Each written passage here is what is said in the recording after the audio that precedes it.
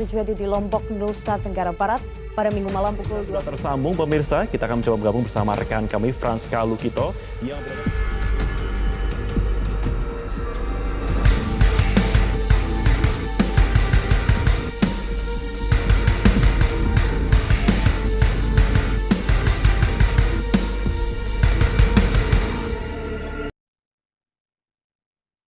Assalamualaikum warahmatullahi wabarakatuh. Kami dari kelompok B5 akan menjelaskan tentang sifat-sifat struktur tahan gempa. Sebelum itu, kami akan memperkenalkan diri terlebih dahulu. Baik, ini anggota kelompok kami. Itu di sini saya Lalu Raja Saningrat dengan NIM 2021 D1B070. Yang kedua, Dida John Lesmana dengan NIM 2021 D1B040. Dan yang ketiga, itu Gasar Akbar dengan NIM 2021 D1B050. Ini kami akan membahas tentang gempa bumi, yang di dalamnya kami akan menjelaskan tentang apa itu gempa dan jenis-jenis gempa. Yang kedua, struktur tahan gempa. Di dalamnya terdapat penjelasan tentang apa itu struktur gempa. Yang kedua, penunjang struktur tahan gempa. Yang ketiga, sifat-sifat struktur tahan gempa. Di dalamnya kami akan menjelaskan tentang sifat-sifat yang ada pada struktur tahan gempa.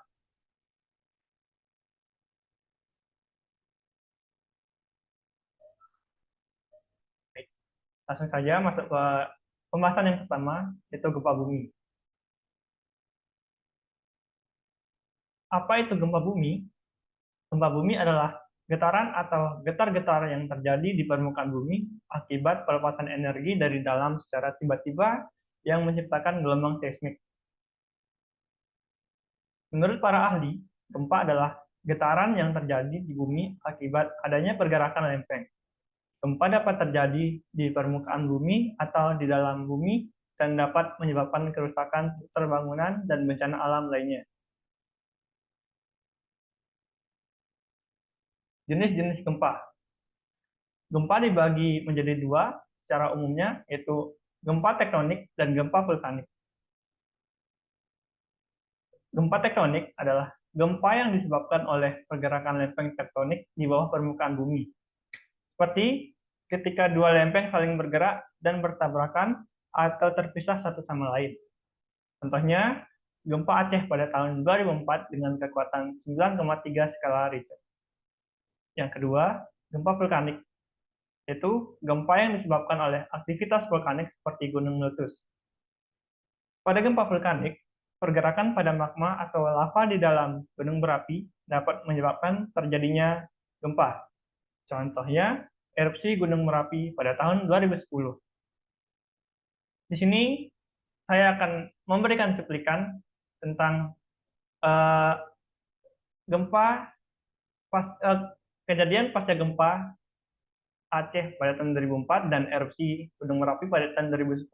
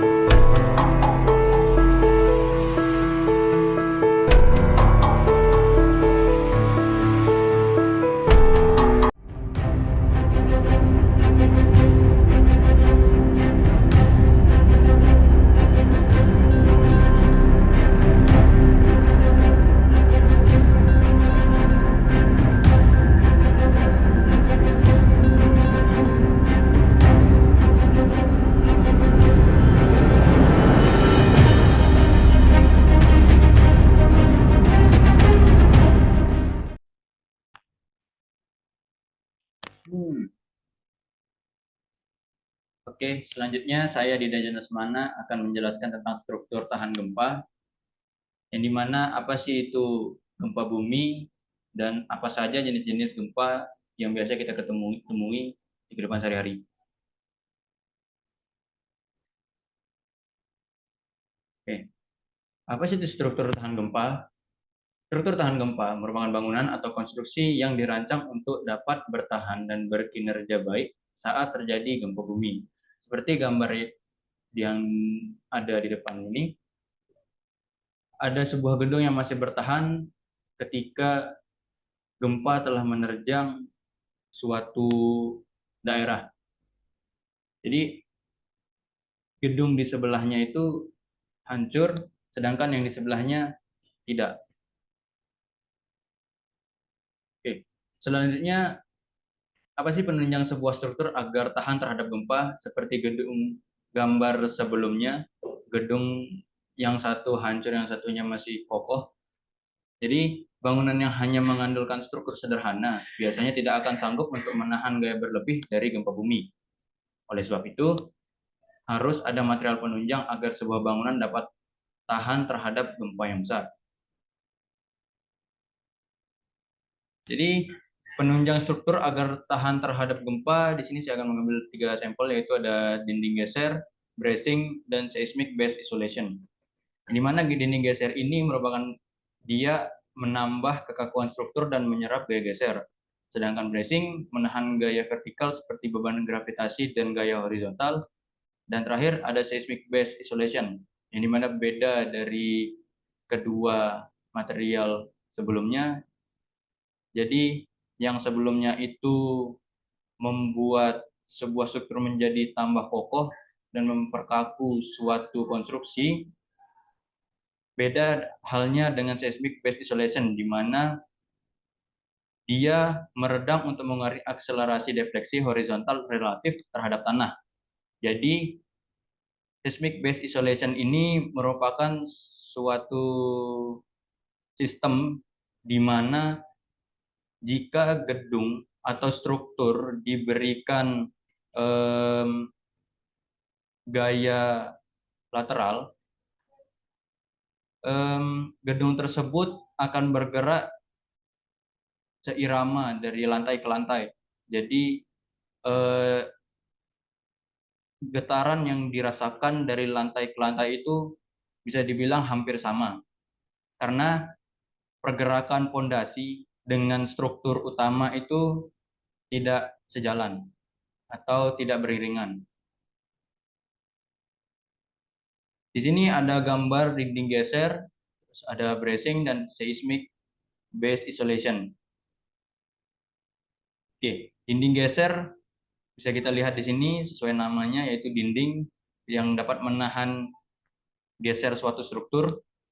Terus ada bracing yang memperkaku suatu struktur, dan yang terakhir ada seismic base isolation, yang dimana pengaplikasiannya yaitu diberikannya suatu silinder karet agar si struktur utama dapat bergerak bebas, tidak mengikuti si gerakan pondasi atau tidak berirama.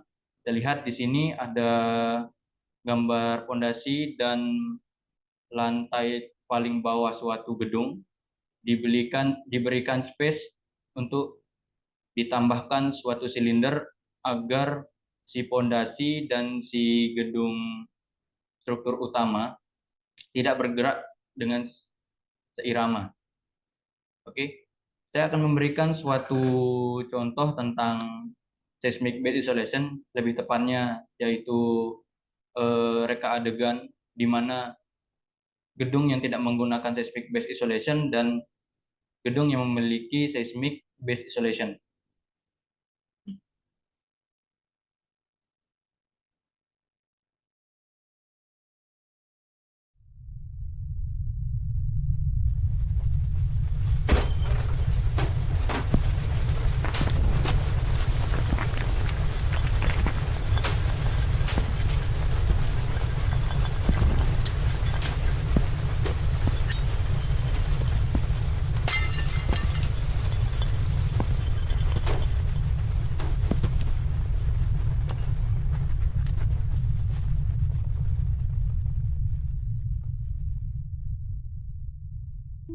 Baik,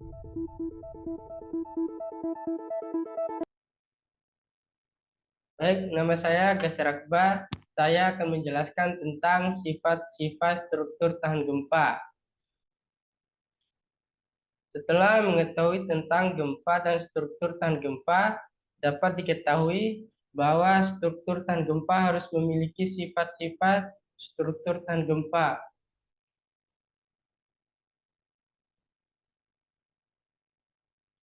Nah, sifat-sifat yang ada dalam struktur tahan gempa yaitu yang pertama kekakuan, yang kedua elastisitas, yang ketiga peredam energi, yang keempat keandalan, yang kelima penahan beban lateral, yang keenam yaitu perencanaan gempa.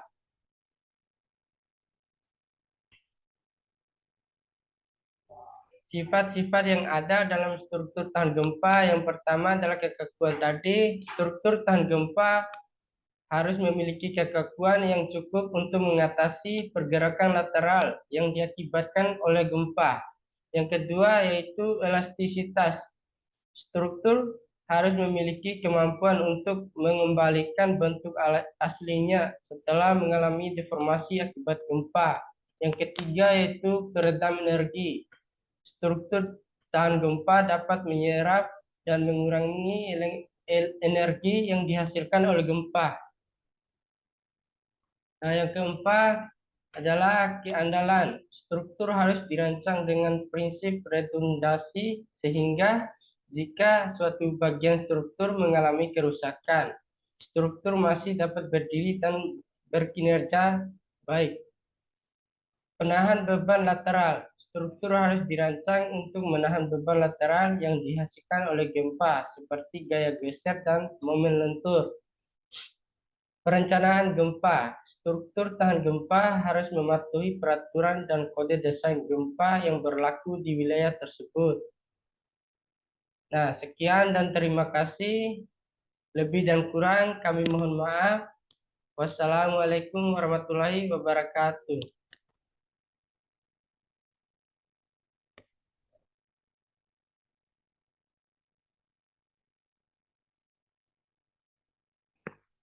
Mana?